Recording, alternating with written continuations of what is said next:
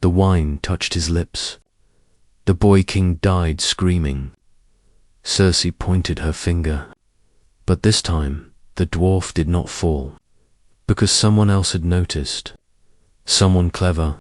And everything that should have happened didn't. Underscore, the night is dark and full of theories. What if Tyrion was never accused of Joffrey's murder? Let's explore the depths of it in the video. The pie is cut. Joffrey laughs, that cruel sound echoing across the wedding feast. He drinks deep from the wedding chalice, then coughs. Once, twice, the third time. Blood sprays across Margaery's white dress. Tyrion watches from the high table, his mind already racing. He knows what this looks like. He knows where Cersei's finger will point. And he knows he has seconds before everything ends. But then he sees something others miss. Sansa being led away quietly through the crowd by a foolish knight in motley. Not running in panic. Moving with purpose. Tyrion doesn't wait for Cersei's scream. He lunges forward, pushing through the chaos as Joffrey collapses. Guards rush toward the king, but Tyrion's eyes stay locked on his wife. Sansa's hand is in Dontus's grip, pulling her toward a servant's entrance. He moves faster than his short legs should allow, catching them at the doorway. Wait, the word cuts through the madness. Sansa turns, her eyes wide with fear and something else. Something that looks like guilt, but not for poison, for running, for abandoning him when he needs her most. Dontos tries to pull her away. My lady, we must hurry. The ship is waiting. Tyrion's mind clicks pieces together like a puzzle. What ship? Whose ship? He grabs Sansa's other arm. Don't go with him. It's a trap. You're being framed. Cersei's shriek finally erupts behind them. Him, the imp. He poisoned my son. But Tyrion doesn't turn. He stares at Sansa, at her confused face, at the necklace around her throat, at one missing stone. He looks at Don. Littlefinger sent you. The fool's face goes white. That's answer enough.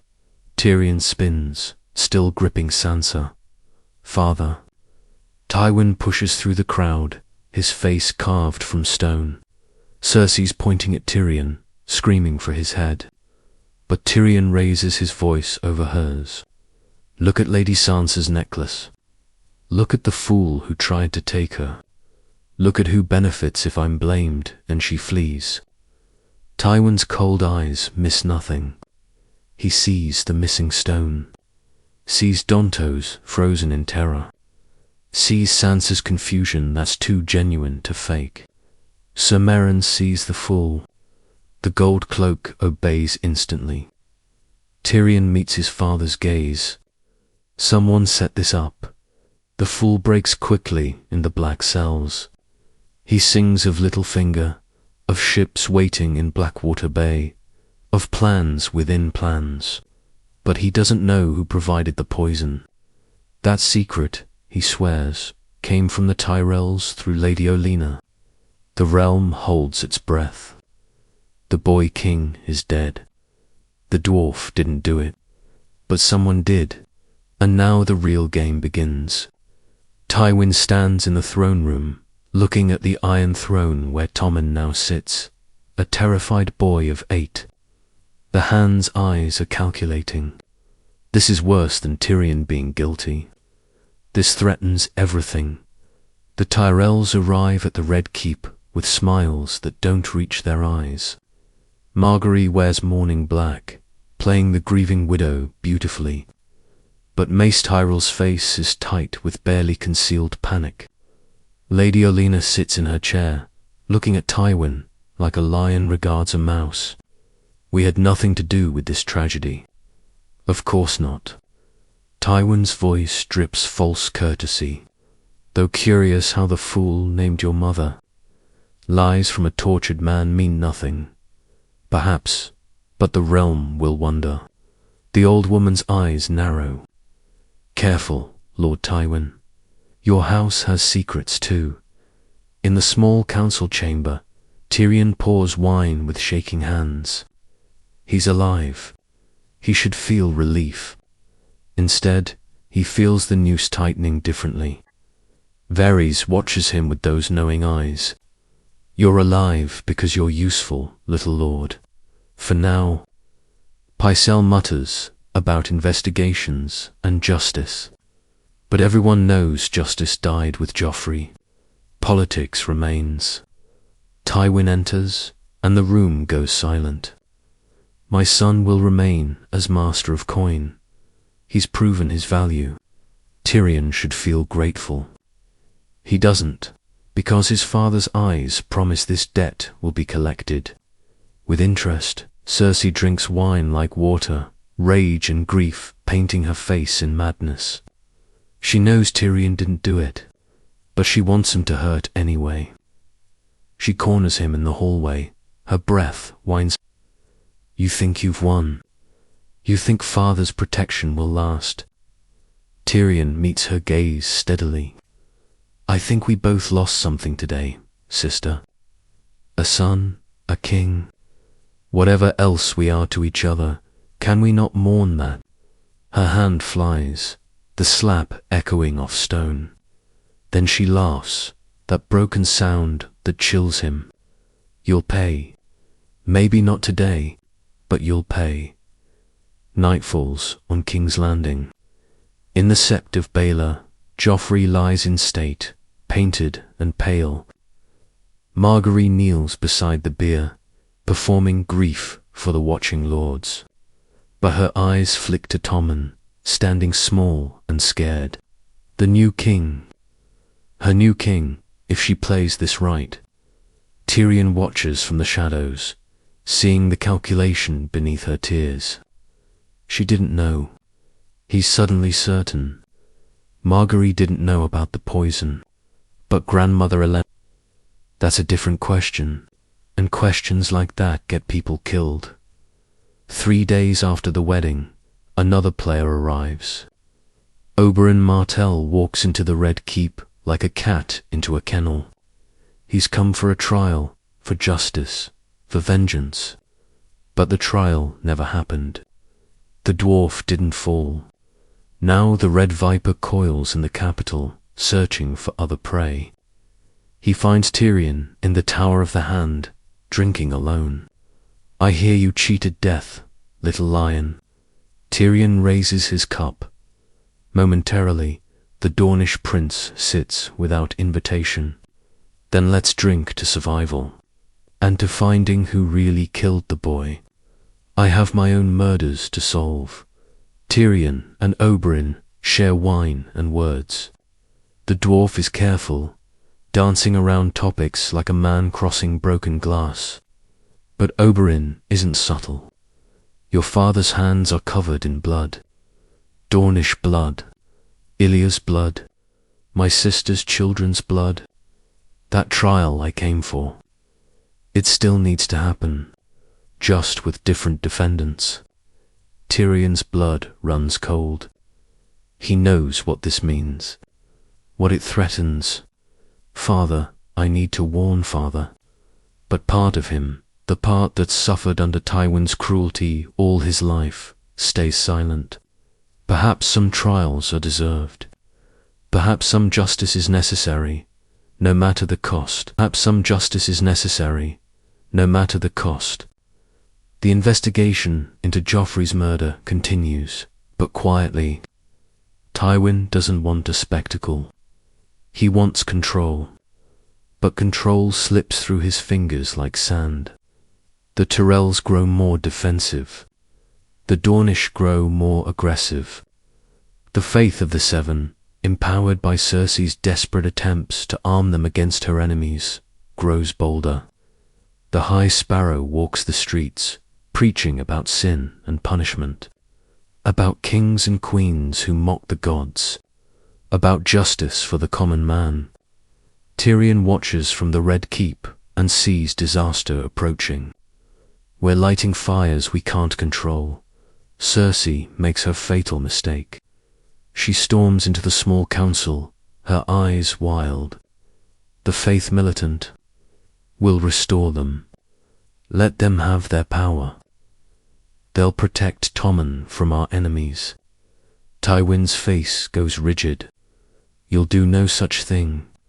But Cersei's already signed the decree, already sent it out. The High Sparrow already has armed fanatics in the streets. Tyrion wants to laugh at the madness of it, giving swords to fanatics. What could possibly go wrong? But he sees his father's fury and knows this battle isn't his to fight. Not yet. Soon. Margaery is arrested 3 weeks after Joffrey's funeral. The faith claims she lied about her virtue, that her marriage to Joffrey was invalid, that her new marriage to Tommen can't proceed. The realm explodes. Mace Tyrell marches his army to King's Landing. Tywin marches his to meet them.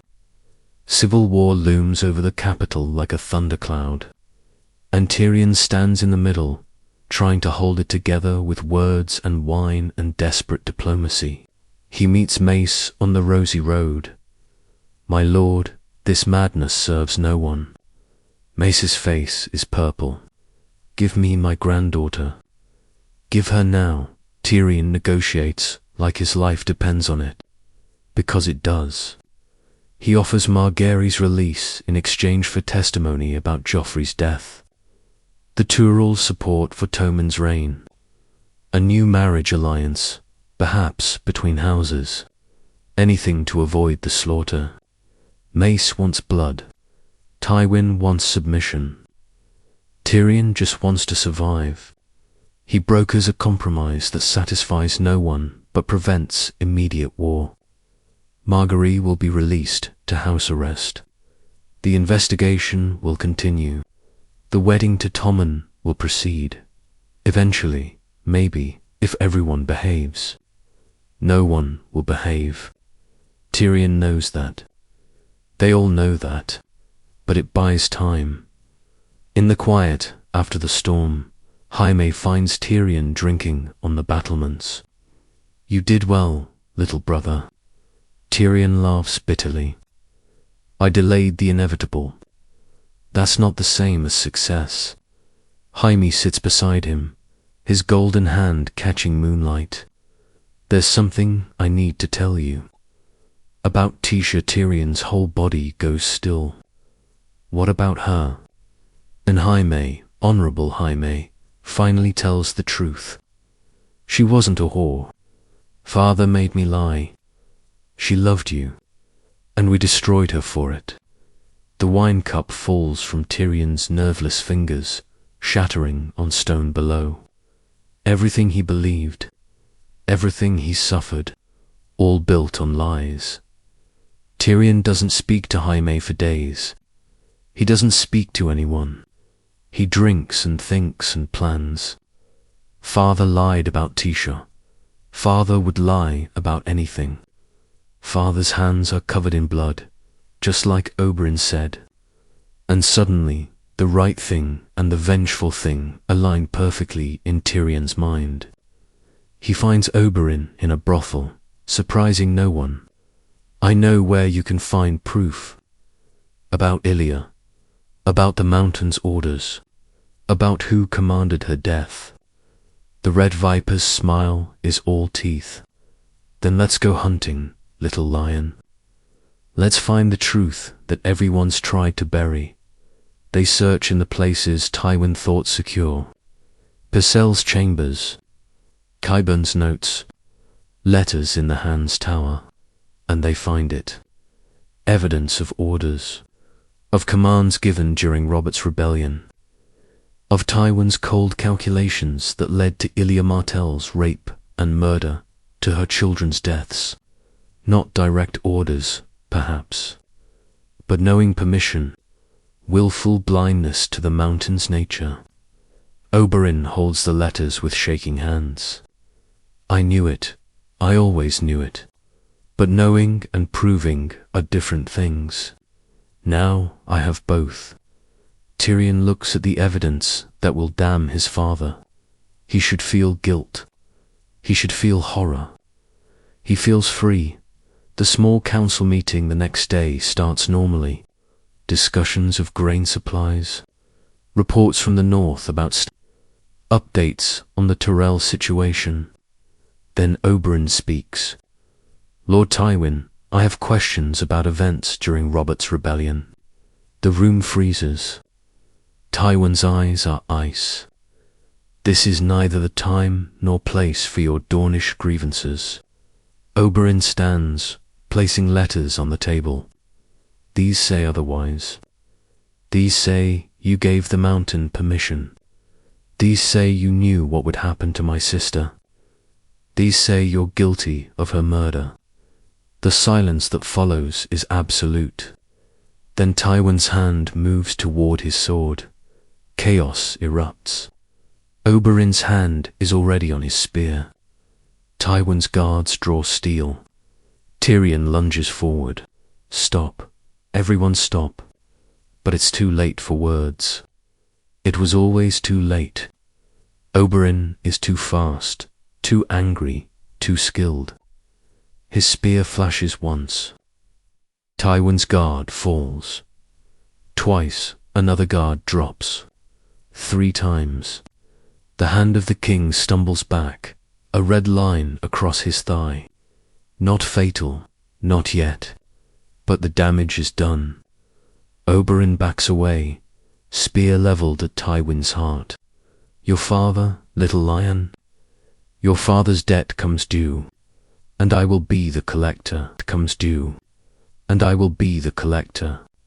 The gold cloaks drag Oberyn to the black cells. Tywin bleeds but lives, the cut shallow enough. Tyrion stands frozen between his father and his friend. You helped him. Cersei's voice cuts like a knife. You led him to those letters. Tyrion meets her gaze without flinching. I led him to the truth. There's a difference, but not to Tywin, not to the man whose leg now wears bandages stained red. His father's eyes promise death. Not today, not tomorrow, but soon, very soon. Unless Tyrion moves first. The thought terrifies him, but not enough to stop it forming in his mind. Margaery remains under house arrest when news of the incident spreads. The Tyrells demand answers. The Faith demands judgment. The Dornish demand Oberyn's immediate release and Tywin's head. The city teeters on the edge of violence. Tyrion works day and night, negotiating, compromising, bleeding himself dry with words and promises. He frees Oberyn on condition he leaves King's Landing. He placates the Tyrells with assurances. He begs the Faith for patience. Every solution is a knife edge. Every peace is temporary. And through it all, Tywin watches him work with those cold, calculating eyes, planning. Always planning. Oberyn doesn't leave. He skulks in the shadows of King's Landing, a viper waiting to strike. Tyrion finds him in a wine sink near the Street of Steel. You should run, while you can. The Dornish prince drinks deep. I didn't come this far to run, little lion.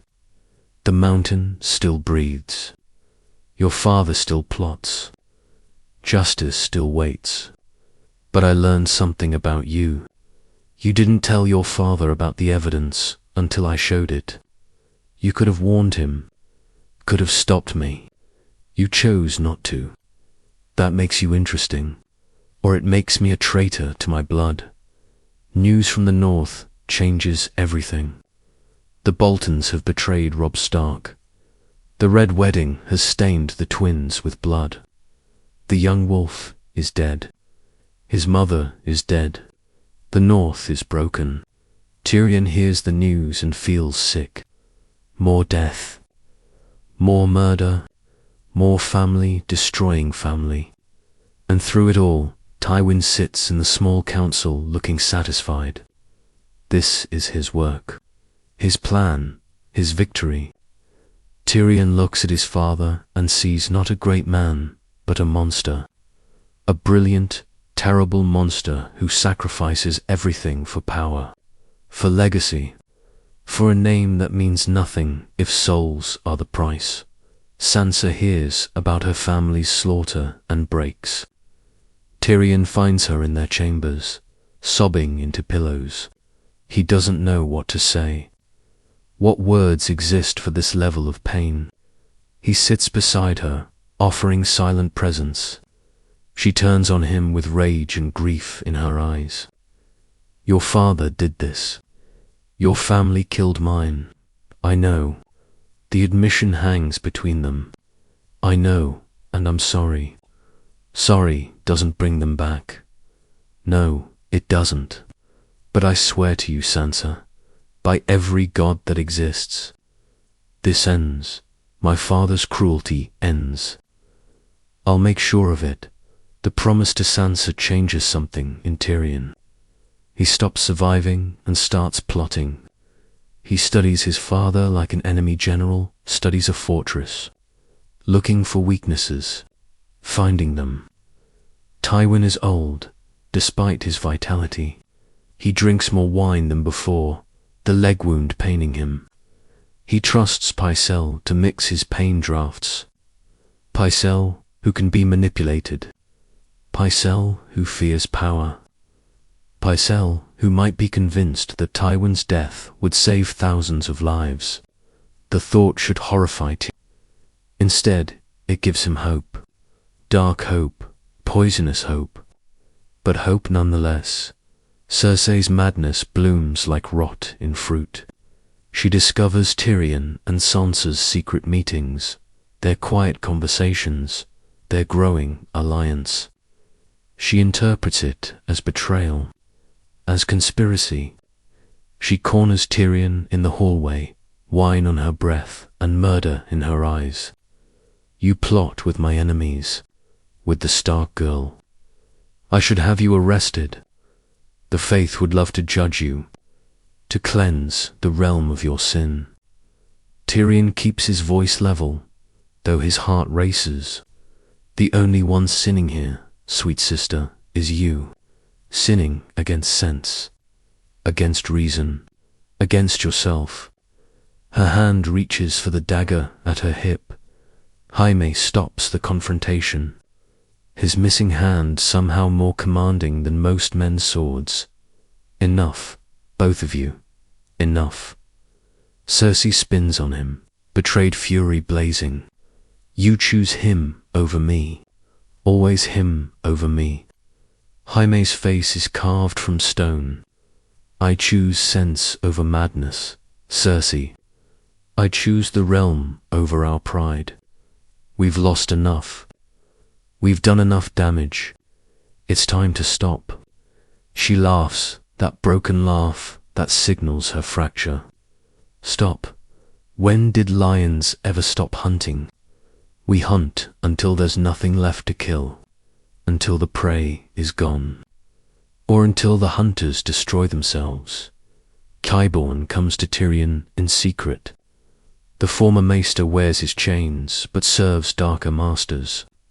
He speaks in whispers about Cersei's plans, about wildfire hidden beneath the sept, about caches planted during Aerys's reign, still waiting to burn, about Cersei's intention to destroy the Faith, the Tyrells, everyone who threatens her, all at once.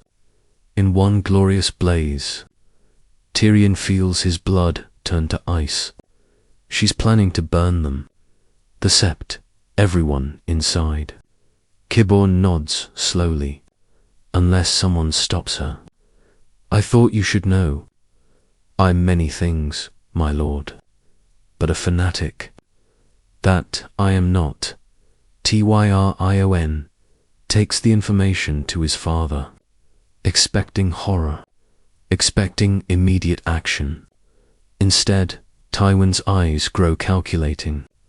How much wildfire? How many caches? Where are they located? Could they be triggered selectively? Tyrion stares at him in disbelief. You're not thinking of stopping her.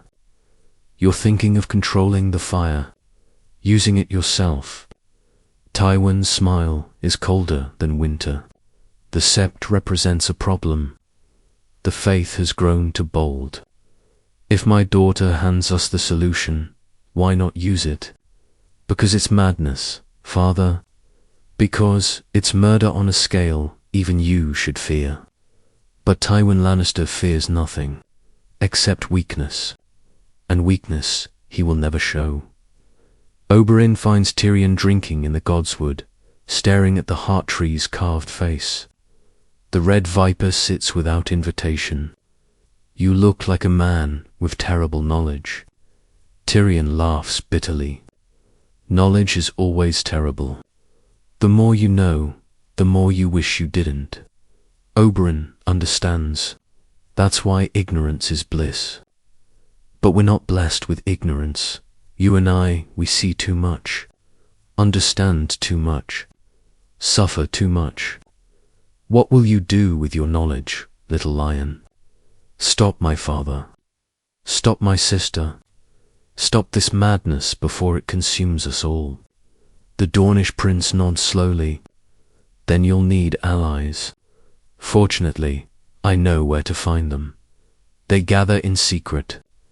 Tyrion, Oberyn, varies, and surprisingly, the Master of Coin arrives with his knowing smile. I hear you're planning something ambitious. Tyrion eyes him warily. You set up the poisoning. You tried to frame me. You nearly started a civil war. Littlefinger shrugs, elegantly. Chaos is a ladder. I climb, but this chaos, this threatens everyone, even me. I prefer a world that exists to exploit. So I offer my services, my spies, my knowledge, my utterly amoral pragmatism. It's more than any of you deserve, but it's what you need. The conspiracy forms in shadows. They plan carefully. Tyrion will distract Cersei, keep her focused on imagined threats. Oberyn will handle Tywin, challenging him to trial by combat over Ilya's death. A trial Tywin can't refuse without looking weak. Varys will position his little birds to prevent the wildfire plot. And Littlefinger will manipulate the Tyrells, keeping them placated until the moment strikes. It's an impossible plan, built on distrust and desperation, but it's all they have. All that stands between King's Landing and fire. The trial is announced. Oberyn Martell formally challenges Tywin Lannister for his role in Ilya Martell's death. The realm holds its breath. This isn't trial by combat for murder. This is justice for war crimes, for command decisions, for letting monsters loose and pretending innocence. Tywin could refuse, but that would be admission. So he accepts, names his champion, Seer Gregor Clegane, the mountain that rides, the same man who killed Ilya, the same man Oberyn has hunted for years. The circle closes, the cycle completes, and King's Landing prepares for blood. The night before the duel, Tyrion finds Oberyn in his chambers. The prince sharpens his spear with methodical precision. You don't have to die for this. Oberyn doesn't look up. We all die, little lion. The question is whether we die for something or die for nothing. I choose something. Your sister, your children, justice. That's something. And if you win, if you survive, then I collect another debt. From your father, for enabling the mountain, for protecting him, for using his brutality and pretending clean hands. Justice doesn't end with one death. It's a process, continuous, eternal, exhausting. The day of the trial dawns hot and bright. The crowds packed the arena like sardines in a barrel. Nobles and small folk alike, all hungry for spectacle, for violence, for meaning in the blood.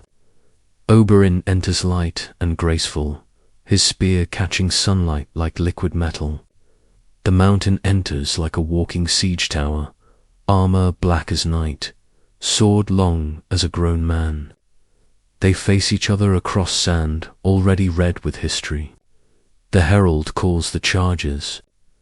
The judges take their seats. Tywin watches from above, his face carved stone. And the dance begins. Oberyn moves like water, flowing around the mountain's massive swings. His spear flashes once, twice, drawing lines of red across the giant's arms, his legs, his face. The crowd roars with each hit. The mountain bellows rage and pain. Slower now, bleeding now, desperate now, but still dangerous. A cornered animal is most deadly. Oberyn knows this. He stays back, out of reach, letting the poison on his spear do its work. Patient, careful, unlike the show's version, this Oberyn learned from past mistakes. This Oberyn doesn't taunt. He executes. Clinical, cold, efficient, necessary. The mountain falls to one knee. Then both. His sword drops from nerveless fingers. Oberyn circles him like a shark around dying prey. You killed Ilya Martell. Confess it. The mountain's voice is a dying growl. I did. I raped her. I murdered her. I killed her children, because Lord Tywin commanded it. The mountain's head moves, not commanded, allowed, permitted. He didn't stop me, didn't punish me, used me. That's his way. Uses monsters and pretends he's not one. The confession echoes across the silent arena. Then Oberyn's spear strikes. Quick, final, the mountain falls. The judges have no choice. The champion has fallen. The confession was heard. Tywin Lannister is guilty of war crimes, not personally killing Ilya, but enabling her death. Permitting it, the sentence should be death. But he's Hand of the King, Lord of Casterly Rock, the most powerful man in West. So the judges compromise. Exile from court. Removal from position. Disgrace, not death, but death of legacy. Tywin stands when the sentence is read. His face shows nothing, but Tyrion sees his hands shake. Sees the rage and humiliation and fury burning cold. His father will never forgive this. Never forget, and Tyrion helped make it happen. That night, Tywin falls ill. A sudden sickness, fever and chills. Vomiting blood. Pycelle tends him, mixing draughts, offering treatments. But nothing helps. The maester whispers to Tyrion in the hallway. Poison, I think. But I don't know what kind. I can't counter it if I don't know the source. Tyrion's blood runs cold.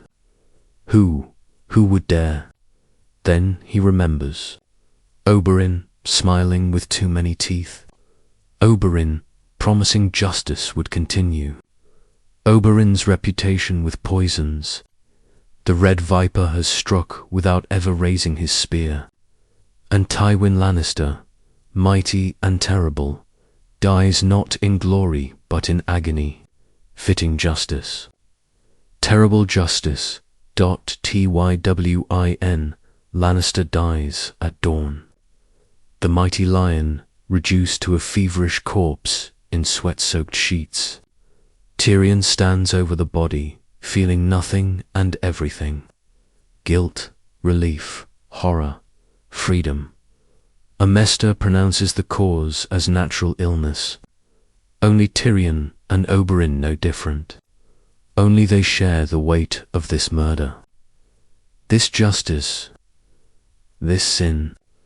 The Red Viper meets his eyes across the deathbed and nods once. Your father's debt is paid.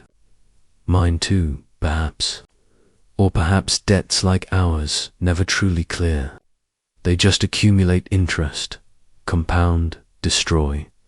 The small council convenes in crisis. Tywin's death leaves a vacuum that everyone scrambles to fill. Cersei demands the position of hand. Mace Tyrell suggests himself. The High Sparrow sends word that the faith should guide the realm. Everyone wants power. No one wants responsibility.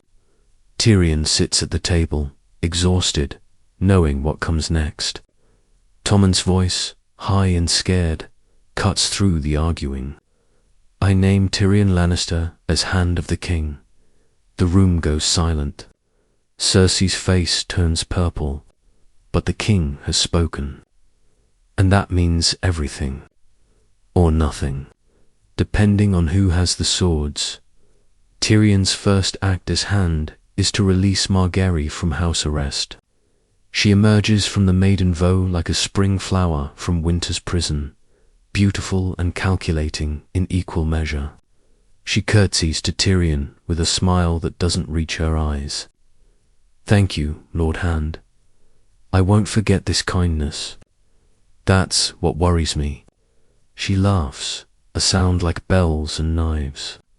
You're learning, Lord Tyrion. About court, about power, about how kindness is always a transaction. I wonder what price you'll charge. Tyrion meets her gaze steadily. Only that you remember the realm needs peace more than anyone needs revenge. But peace is already dying. In the north, the Boltons fly their flayed man banners from Winterfell. Sansa hears the news, and something in her breaks differently. Not collapse. Crystallization. She finds Tyrion in his solar, maps spread before him. I want to go home. Tyrion looks up, seeing the steel in her eyes. They'll kill you. Roose Bolton holds the north. I don't care. I'm done being a hostage. Done being a piece. I'm a Stark, and the north remembers. He sees it then. The girl is gone. The woman who remains is dangerous, powerful, exactly what the realm needs, and exactly what he must lose. Brienne of Tarth arrives in King's Landing with Podrick at her side. She kneels before Sansa, with a sword across her palms. Lady Stark, I swore to your mother I'd protect you. I've failed in that duty until now. But if you'll have me, I'll see you home safely. Or die trying. Sansa takes the sword, feeling its weight. Then we ride north. Tyrion arranges it quietly. Gold for the journey. Horses, supplies, a small guard that won't draw attention. He watches them leave at dawn, knowing he may have just armed his family's enemies. Knowing he doesn't care. Some things matter more than lions and stags. Cersei discovers Sansa's escape and erupts. She storms the Hand's Tower with gold cloaks behind her. You let her go. You traitorous dwarf. You let a Stark escape to raise armies against us. Tyrion stands behind his desk, hands steady despite his racing heart. I let a hostage go home. Just like father should have done years ago. Like you should have done after Joffrey died. Keeping her was cruelty without purpose. She lunges for him. Jaime catches her arm. Enough, Cersei. Enough. Let him go. Let them all go. We've done enough damage. She turns on him, betrayed. You too, always him over me. Littlefinger watches the chaos from the shadows, his smile growing wider. Everything is proceeding better than he hoped. Tywin is dead. The Lannisters are fractured. Sansa is moving back into play. And Chaos, his old friend, reigns supreme. He arranges a meeting with Tyrion in a wine sink near the docks. "You're doing well, Lord Hand. Better than I expected." Tyrion drinks without pleasure. "Is that why you're still here? I thought you'd flee by now. Run back to the Vale." "Why would I run? This is where the game is played, where thrones are won and lost. Besides, I have an investment in you." "Investments are worthless if the bank burns." Varys brings news that changes everything. Dragons have been seen in Slaver's Bay. A young woman with silver hair commands them, building an army of former slaves. Daenerys Targaryen lives, and she's coming home. The small council debates what this means. Some want to send assassins. Others want to negotiate. Tyrion stares at the maps, seeing new pieces on the board. New threats. New possibilities. New players who don't care about Lannister or Stark or any of the old game. Players who can burn everything and start fresh. Maybe that's what the realm needs. Cleansing fire, Oberyn prepares to leave King's Landing. His vengeance is complete. His sister's death is avenged. His debts are paid. He finds Tyrion in the Godswood, staring at the heart tree. "We were magnificent together, you and I, terrible and magnificent." Tyrion doesn't turn. "Will you go home? Back to dawn, to sun spears and warmth." The Red Viper laughs. "Eventually, but first I have other business. Other murders to investigate. Other debts to collect.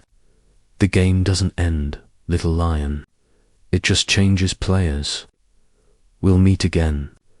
And when we do, I hope we're on the same side. Because you're one of the few interesting men left alive. News from the Riverlands brings war closer. The Tullys have retaken Riverrun.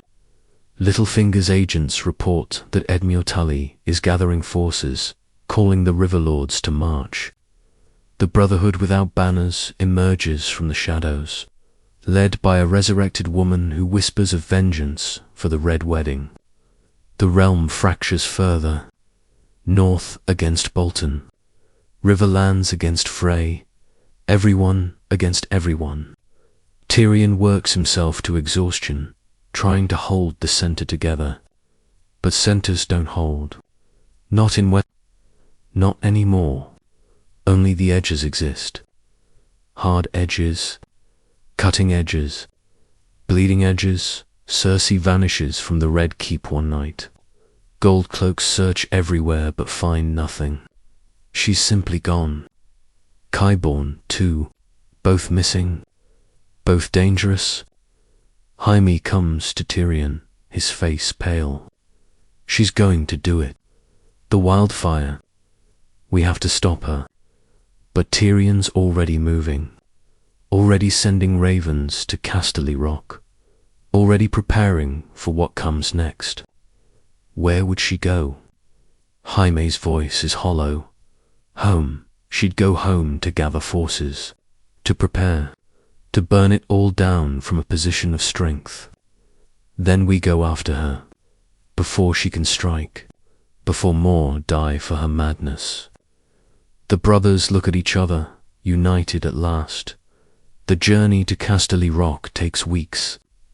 By the time they arrive, Cersei's already fortified the castle. Lannister, Bannermen, loyal to her, hold the gates. Gold cloaks in crimson and gold man the walls. And somewhere inside, wildfire waits. Tyrion stands before the closed gates, calling up to his sister. "Cersei, this ends now. Open the gates." Her voice echoes down from the battlements. "It ends when I say it ends, little brother." When the realm learns what happens to those who cross House Lannister, when everyone burns who deserves to burn, starting with you, the gates remain shut. War comes to Casterly Rock, the gates remain shut. War comes to Casterly Rock. The siege begins badly. Cersei has more men, better position, and madness on her side. Tyrion's forces consist of sellswords hired with empty promises, minor lords who fear what Cersei will do if unchecked, and Jaime's personal guard. Not enough. Never enough. But Tyrion has something Cersei doesn't. He has the castle's secrets, hidden passages, servant corridors, the path he used as a boy to escape his father's rage. He sends Bronn through the tunnels with a small strike force. Get inside. Find the wildfire. Destroy it before she can use it. Bronn grins that sellsword grin. Pay me triple. Done. The fight inside Casterly Rock is brutal. Bronn sellswords clash with Cersei's gold cloaks in corridors too narrow for formation fighting. Blade work. Close and desperate. Men die in the darkness, their screams echoing through stone halls their ancestors built. Bronn fights like a demon, his skills bought and paid for in blood and gold. He finds the wildfire caches in the deep cellars, hundreds of jars, enough to blow the castle into the sea, enough to kill thousands. He begins carrying them out, one by one, sweating with fear and effort. Knowing one spark means death, Cersei realizes too late what's happening. She rushes to the cellars, Qyburn at her side. But Bronn's already removed half the wildfire, already neutralized her threat. She stands in the depleted storage room, staring at empty spaces where jars used to sit. Then she laughs. That broken laugh that signals her final fracture. Fine, if I can't have my fire, I'll have my flood. She orders the sea gates opened. Orders the lower levels flooded, willing to destroy the castle rather than let Tyrion take it. Willing to drown everyone inside, herself included. Madness, complete madness. The water rushes in like a living thing, cold and black and merciless. Tyrion's forces flee upward, abandoning the lower levels. Men drown in the darkness. Others crush each other in panic. The castle's foundations groan under the pressure. Stone cracks. Walls shudder. Centuries of Lannister pride drowning in salt water. Tyrion watches from the courtyard as his ancestral home dies around him. Part of him mourns. Part of him feels relief. Maybe some legacies deserve to drown.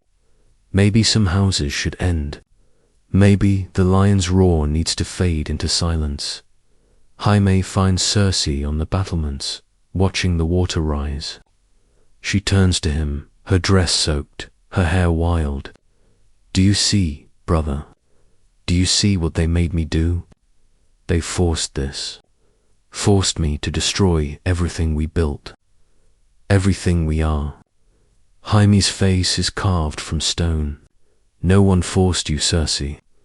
You chose this. Every step, every decision, every cruelty. You chose. And now it ends. He reaches for her, meaning to escort her to surrender, to end this madness peacefully, but she pulls a dagger. Of course she does. Cersei has never surrendered. Never will they struggle on the battlements. Brother and sister, lover and lover, golden twins torn apart by power and madness. The knife flashes. Jaime's missing hand makes him clumsy. Cersei is desperate. The blade finds flesh. Jaime gasps, stumbles, falls to one knee. Cersei raises the dagger for a killing blow. But Brienne is there, her sword smashing the blade away. The big woman grabs Cersei by the throat, lifting her off her feet. Yield, the word is a command. Cersei's feet kick empty air. Her fingers claw at Brienne's face. But the warrior woman's grip is iron. Cersei yields, or passes out. Either way, it's over. The aftermath is messy. Casterly Rock is partially flooded, the lower levels permanently damaged. Cersei is taken to King's Landing in chains, screaming about injustice and betrayal. Jaime recovers from his wounds, but something in him has broken. The brother Tyrion knew is gone. A stranger wearing Jaime's face remains, bitter, hollow, lost. Tyrion walks through the damaged castle, seeing the ruin of his family's legacy. The lion's den is broken. The roar is silenced. And he's the one who did it. For justice, for survival, for reasons that feel less certain now that the deed is done. News reaches them from across the narrow sea. Daenerys Targaryen has assembled her invasion force. 3 dragons, 8,000 unsullied Dothraki screamers. Ships bearing the 3-headed dragon sail toward west, coming home. Tyrion reads the reports and knows his time as hand is ending. Knows the game has changed beyond recognition. Knows that everything he's fought for might burn anyway. He thinks about Sansa in the north, about Cersei in chains, about Tywin in the ground, about the price of survival. Then he makes a decision, a final gamble. He sends a raven east, to the mother of dragons, offering his service, his knowledge, his absolutely amoral pragmatism. Because if the world is going to burn anyway, he might as well choose the fire. Cersei's trial before the Faith is a spectacle. The High Sparrow presides, his bare feet and plain robes contrasting with the Sept's golden grandeur. The charge is read like a catalogue of sins. Arming the Faith militant, adultery, incest, conspiracy to commit mass murder. The evidence is damning. Witnesses testify. Letters are presented. The Faith finds her guilty on all counts. The sentence should be death. But Tommen intervenes. His mother will live, stripped of title, stripped of power, confined to Casterly Rock for life. A living death, fitting justice, terrible justice. Cersei's eyes find Tyrion in the crowd. Hate burns there, pure and eternal. Tyrion's resignation as hand comes 3 days after the trial. He can't serve anymore, can't hold together a realm that's fracturing faster than he can repair, can't keep playing a game where the only prize is survival. Tommen accepts with tears. You're the best hand I could have asked for.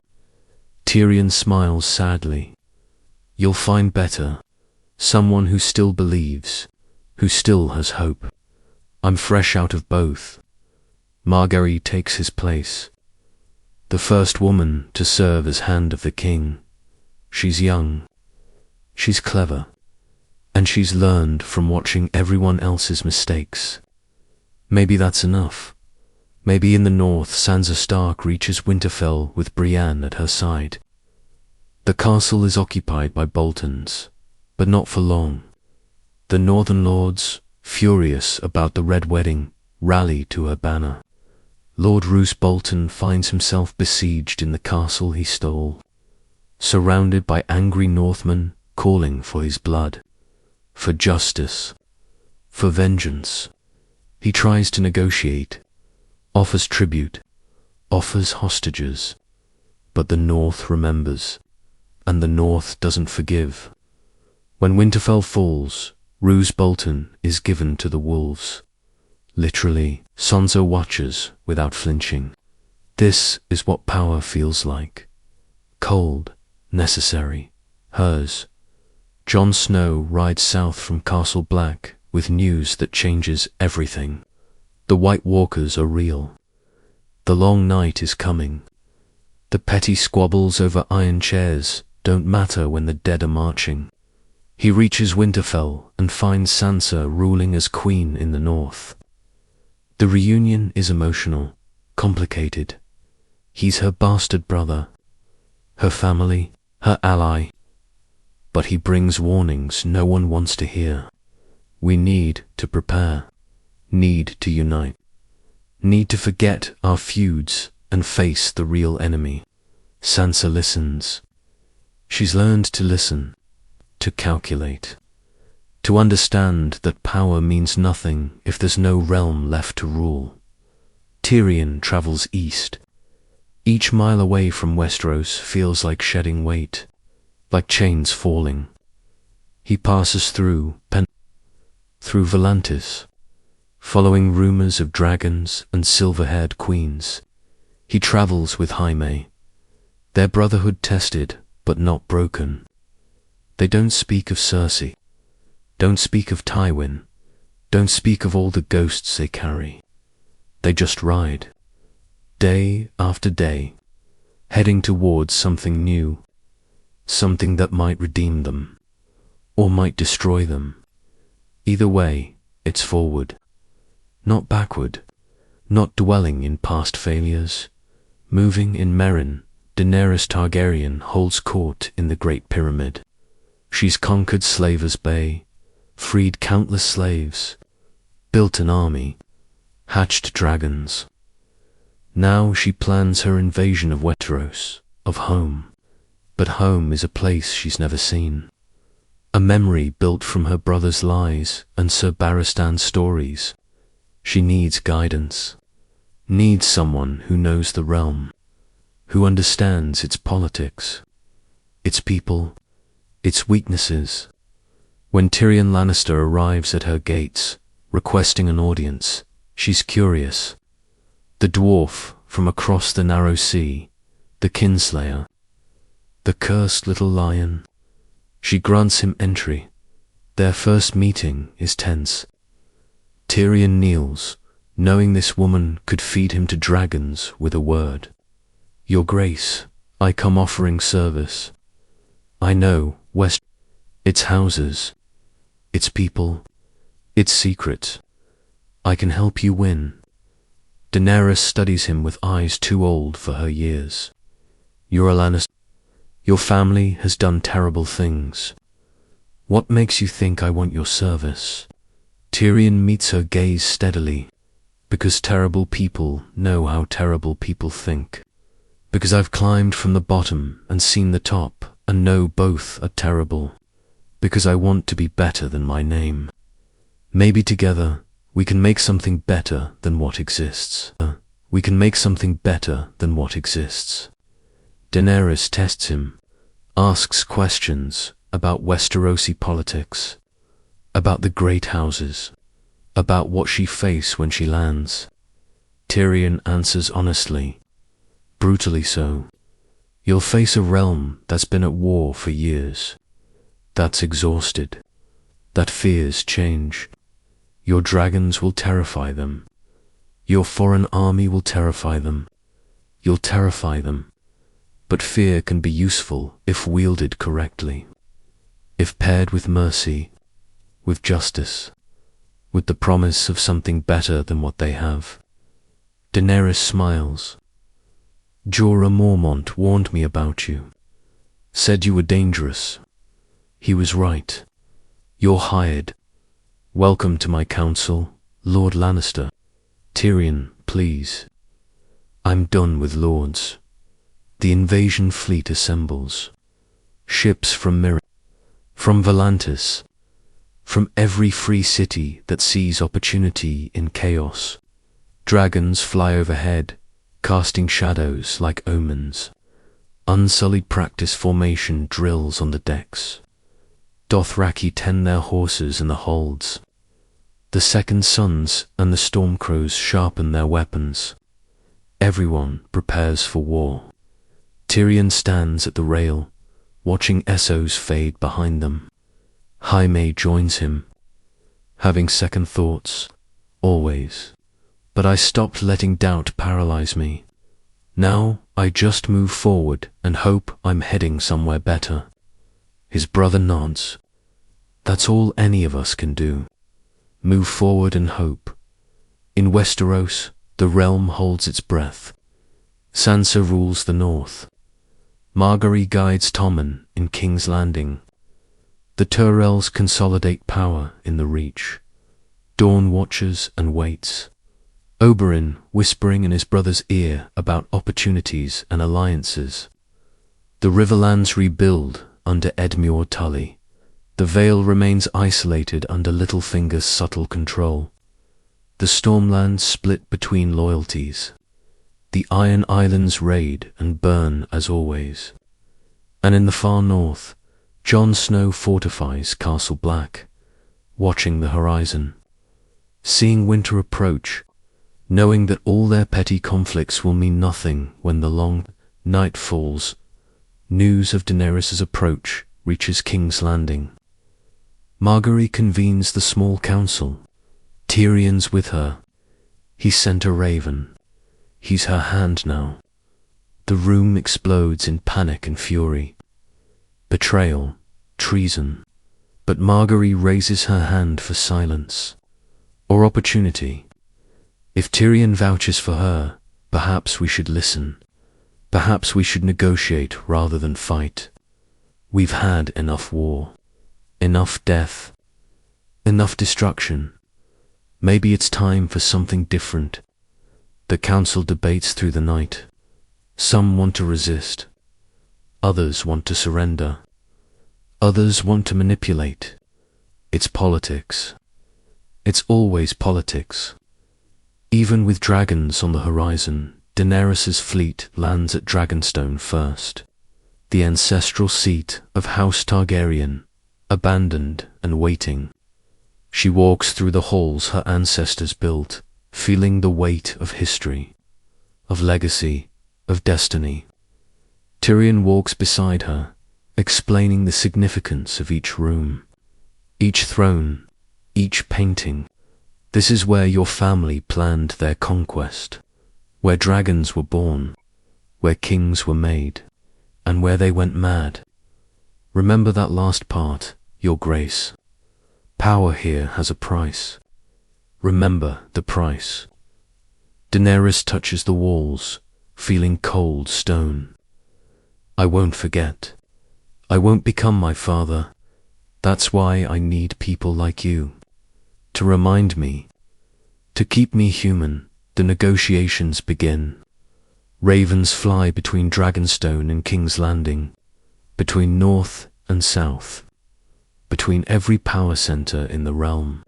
Daenerys offers terms. Recognition of her claim. A position on the council for each great house.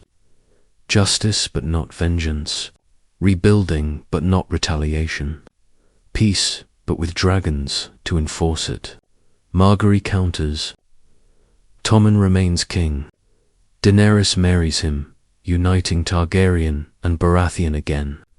Everyone keeps their lands. Everyone survives. It's compromise. It's messy. It's politics. But maybe, possibly, it might work. If everyone wants peace more than victory. Big if. Sansa receives the terms and laughs. The North is independent. That's not negotiable. We knelt 2 dragons once. Never again. She sends her own terms. Recognition of Northern independence. An alliance, not subjugation. Trade agreements. Mutual defense pacts. But sovereignty. Always sovereignty. The North remembers. And the North will never forget. Daenerys reads Sansa's reply and smiles. I like her. She has spine. Tyrion grins. You two would get along terrifyingly well. Both of you learned the game from masters. Both of you survived what should have killed you. Both of you are done bending. Maybe that's what the realm needs. Unbending women. The final council convenes at neutral ground. Cursed ground. Fitting ground. Representatives from every kingdom.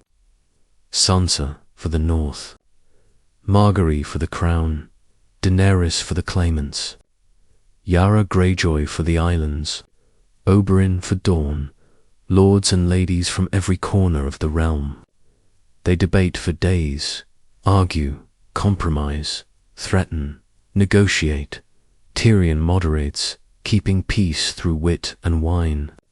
Finally, an accord emerges. Tommen rules the south. Sansa rules the north. Daenerys becomes Tommen's queen, her dragons his protection. Each kingdom maintains autonomy but swears alliance. It's not perfect, but it's peace. Fragile peace, but peace nonetheless. The wedding of Tommen and Daenerys is a spectacle. 3 dragons circle above King's Landing as the vows are exchanged. The realm watches, wondering if this marriage will succeed where others failed. If these young rulers can build something better, if peace can last. Tyrion stands in the crowd, watching, and feels hope. Tiny hope, fragile hope. But hope. Maybe the game isn't about winning. Maybe it's about everyone surviving long enough to realize there are better games to play. But in the north, darkness gathers. Jon Snow watches the horizon from Castle Black's wall, seeing movement in the trees, hearing horns that shouldn't sound, feeling cold that shouldn't exist. The White Walkers are coming. The long night approaches. All the political machinations, all the peace treaties, all the carefully negotiated compromises mean nothing if the dead march. He sends ravens south, urgent, desperate, warning everyone that the real war hasn't even started, that everything they've fought over is worthless if they don't unite now. Truly unite. Not in politics, but in survival. The raven reaches Harrenhal just as the lords are departing. Jon's words are read aloud. The room goes silent. Some think it's madness. Others remember old stories, old legends, old fears. Daenerys looks at her dragons and knows magic is real. If dragons exist, why not ice demons? She speaks, her voice carrying authority. We march north, all of us. Every soldier, every sword. We face this together or die alone. Margaery nods agreement. Sansa is already moving, preparing the north for war. Everyone who dismissed the warnings feels cold dread, because the game has changed completely. The stakes are life itself. Everything else is dust. The realm mobilizes. Armies that were enemies days ago now march as allies. Lannister beside Stark, Tyrell beside Martell, Dothraki beside Westerosi knights, Unsullied beside Northmen, united by fear, by necessity, by the simple fact that the alternative is extinction. Tyrion watches the army form and knows this is what Westeros needed all along. Not conquest, not submission, but common cause, common enemy, common purpose. If only it hadn't taken the end of the world to achieve it. He drinks to that bitter irony, to humanity's stubborn refusal to cooperate until no choice remains. Tyrion stands on Dragonstone's battlements, watching ships depart for the north. Jaime stands beside him, both brothers scarred but whole. Do you think we'll win? Jaime asks quietly. Tyrion considers the question. The honest question, deserving an honest answer. I think we'll try. I think we'll fight. I think we'll do everything possible to survive. Will it be enough? Maybe, maybe not. But for the first time in my life, I'm not fighting for a name, for a legacy, for personal survival. I'm fighting for something bigger. For everyone. That's worth dying for. If it comes to that, Jaime nods. Then let's make sure it doesn't. Together, the brothers turn from the sea and walk toward their future. Whatever it holds, whatever it costs, they walk toward it together. That's our theory. Westeros is a land filled with exciting stories and possibilities, and we love exploring them. If you want to accompany us on this journey across the 7 kingdoms and beyond, then please like, share, and subscribe to our channel, Kingdoms and Beyond. Then please like, share, and subscribe to our channel,